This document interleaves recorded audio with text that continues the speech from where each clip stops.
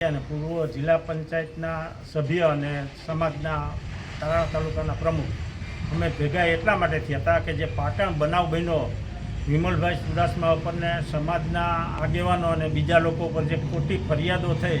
અને ખોટી રીતે હેરાન કરી રાયોટિંગનો ગુનો કરેલો છે એના માટેથી અમે મામલતદારશ્રીને આવેદનપત્ર આપવા ભેગા મળ્યા હતા 35થી 40 આગેવાનો જવાબદાર લોકો દરેક ગામમાંથી। અને જે આ બનાવ બન્યો એ એક તદ્દન ખોટું છે કે ભાઈ આગેવાન હોય કે ધારાસભ્ય હોય કોઈ પણ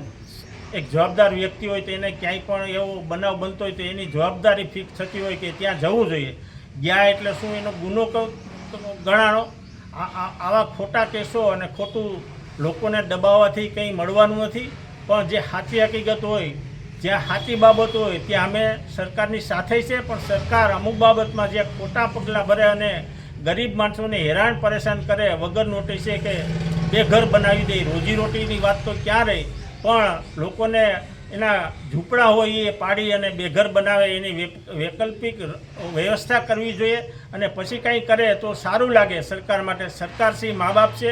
આવા નાના માણસો અને નિરાધાર લોકોને બેઘર ન કરવા જોઈએ, હેરાન ન કરવા જોઈએ। એના માટે થઈને અમે મામલતદારશ્રીને 35થી 40 આગેવાનો મળી જવાબદાર લોકો અને આવેદનપત્ર રૂબરૂ આપ્યું છે અને આનાથી પણ જે કેસો છે એ પાછા નહીં ખેંચાય અને વ્યાજબી રીતે એનો ન્યાય નહીં મળે તો આનાથી પણ ગુજરાતભરમાં અમે એક આંદોલન કરવાની તૈયારી છે। એટલું કંઈ વિરમું અસ્તુ ભારત માતા।